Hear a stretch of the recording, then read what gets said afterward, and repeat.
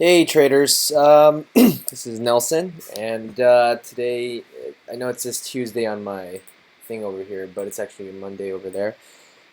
Just a quick update on just a really easy trade I did today. I didn't really make much money. It was literally a break-even position for me right here. I know it looks like two trades, but it's more of like I had a starter position and then I added some shares afterwards. Total gain was about $7. Nothing really big or major, but it's a breaking point for me in trading today. Just more for just talking about emotional trading, as I've kind of been talking about in the last few days. Um, just a few updates. So if you guys missed my last video, I'll put a link up there. I've been on a losing streak. I've lost 10 trades in a row. Um, Luckily, I didn't blow my account up. You know, these trades are all tiny, tiny losses. Um, Today's the first day that I got something back, and it looks like I chased Tim's thing, but not really. I'll tell you why.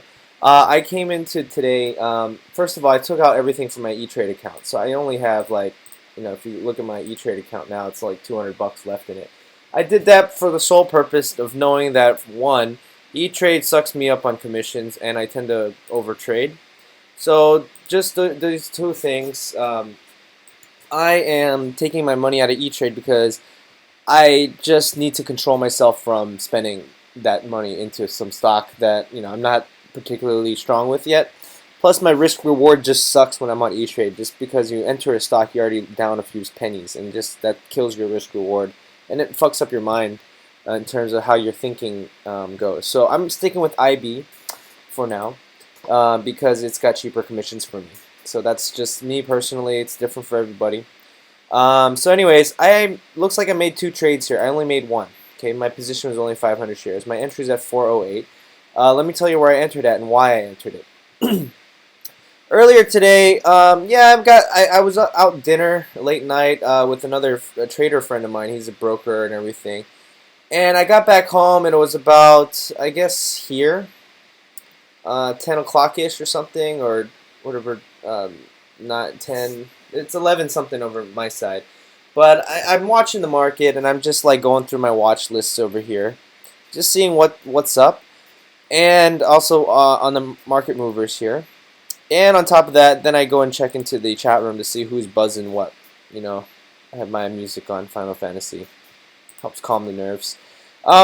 So I go into this chat room and I just start looking for people who are just all I care about is what stock tickers are here and why they're up. So then MITK came up, and as I normally do, pull up its long-term chart and pull up its short-term chart, or today's chart. So I'm watching today, and I'm like, well, one thing's for certain. I like this. I don't like this downtrend here from 2 years ago. But what I do like is that it's spiked once, twice, three times, four times here, and it's close to its breakout level. It adds a chance to break out. Volume's kind of coming in today, and it's an earnings win. So those things all combined give it better odds of success that it's going to go. Now, does it mean I'm going to buy it at the breakout? No, maybe not, but I will probably buy it on a dip. I'm watching for this, and the breakout level is really somewhere around 420-ish based on this high over here. As you can see where my mouse is, above it where it says high, it says 423. So that's kind of like where I'm basing off of where it could probably break out on. I came in looking at the stock somewhere around here, where it was at like 408 or something like that. Now, it's hard to see now, but like when I was trading this, I know that Tim had already placed a trade. I wasn't even thinking about his trade. I'm looking at my entry. I saw a little dip right here where my cursor is, and I was like, you know what, I'm going to try Sunseeker's strategy of having a starter position much smaller, and then I'm going to like build into it if it matches my thesis or if it drops. I really wanted to dip buy it if it dropped to the $4 level, because I figured at $4 it's a decent buy at a dip buy. It'll be, I'll have a nice 20-cent upside and probably a 5-cent downside if I did this going towards the red to green line, which is good risk reward. So I'm thinking strategy now. I'm thinking risk reward. So I'm gonna enter this trade at 408. Oh, you know what? Let me pause really quick. So I had a nice chat with GK Opena. who's one of the other Trading Challenge students. And you know, I had a lot of good things that I've just taken out, and we talked for like an hour over the weekend. And this is one thing that, you know, he got to see and meet Tim in Madrid back in August or something like that. And this is one of the things that, you know, a couple things that he said that made a difference for him in trading. Number one, Tim always said, if you cannot measure risk reward, do not be in that trade. And I see a lot of people, they're just randomly buying stocks or whatnot, but that's one of the big things here.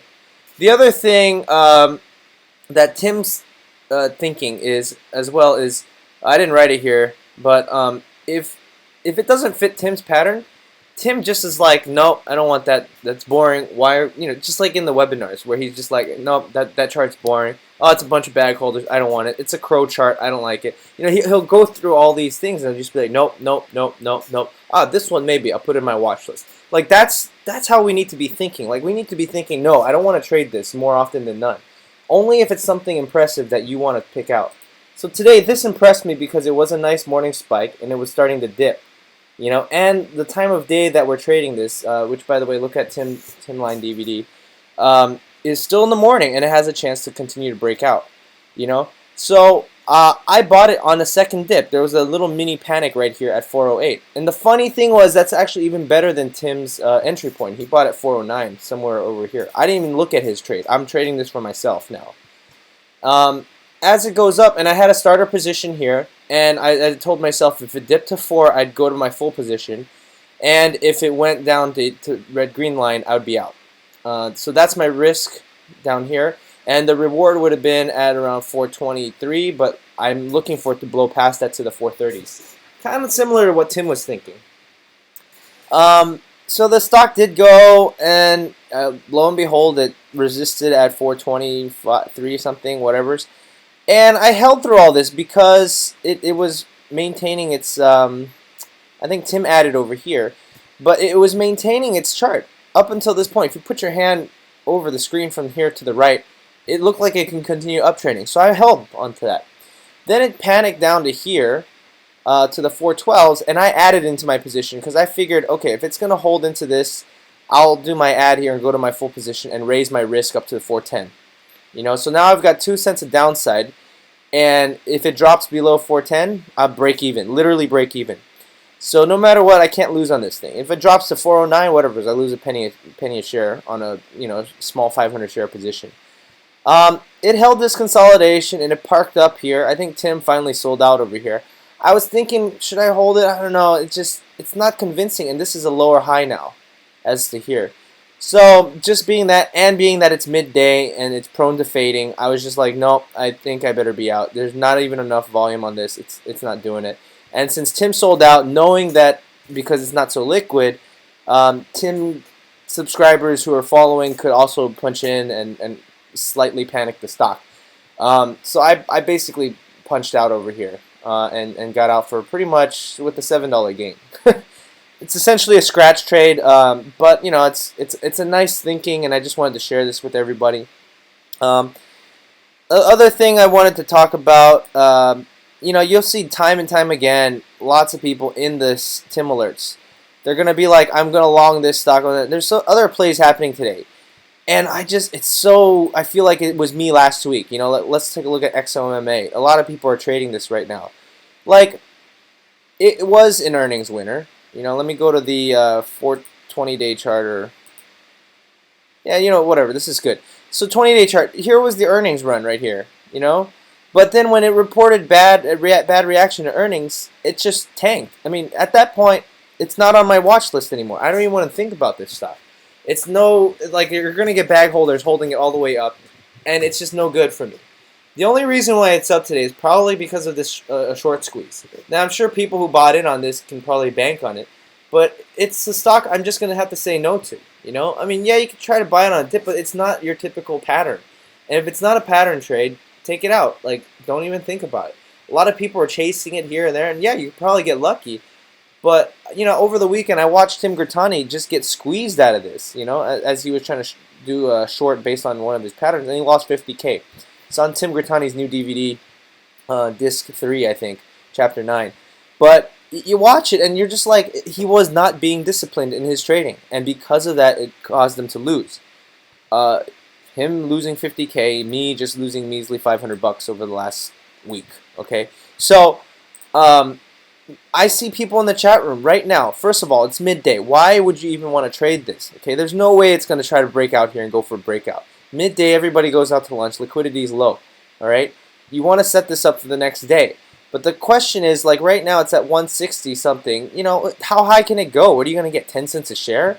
Like, come on, it's not really. It's the likelihood of this getting back up to here. No, not really. You know, the chart is already broken from the moment it ended around here around noontime. And here's the funny thing, it's noon, you know, people sell off, they're going to go get their lunch. But it's no longer a chart that you'd want to be trading anymore. Like, it's off my list. It's mid-range, you know, the risk reward is not, I mean, where's the risk here? It's you can drop down to the 150s maybe, the 130s, but this is up on a short squeeze. So, I mean, how far can it drop? I don't know, but this scares me right here, looking at the longer term chart, the daily chart. That gap down drop, it broke the chart in half. Like, I don't want to touch this stock, you know. So a lot of people are like in on this right now. It's really scary. I know it kind of looks like MEET, and again it had a similar drop, and then it rebounded, and now it's continuing to break out. But I don't know. I'm not in this stock. It's so scary to see that kind of a run, you know. And it's better to be safe than try to chase something like that. I mean, I know other people are chasing it, but it's out of my pattern already, and I'm just gonna have to say no to it. And this is something, as I said, being disciplined. Going back to what GKO Penna and I had a nice conversation over the weekend. As I said, Tim always goes left and right. He looks at the long-term chart and he's like, nope, that's not his pattern. Nope, that's not his pattern. Nope, that's not his pattern. Nope. That's what we have to be, like we got to be really disciplined in that. Now, MET maybe, yeah, it looks like it is a clear breakout now of here, but it's really high up, and it's just the weak company. I don't know. It's not something I'd be in. I'd rather be playing it safe than to play it in this shitty market right now. So it's kind of slow. The markets are kind of down. What do we have here? SPY, where are you? Well, actually, look on the top right. You see it's all red. So slow day for the market. Just sit on your hands, and learn.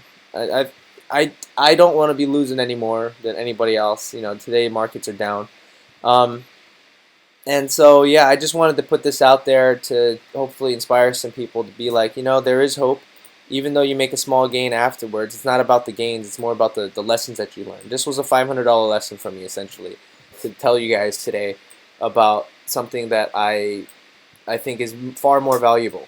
Controlling your emotions in trading and being able to say no.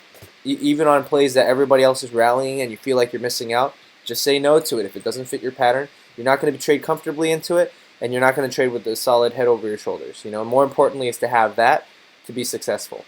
All right, anyways, thanks for watching, and yeah, like and subscribe, or like Karma, and follow me if you like to see more of these kinds of videos.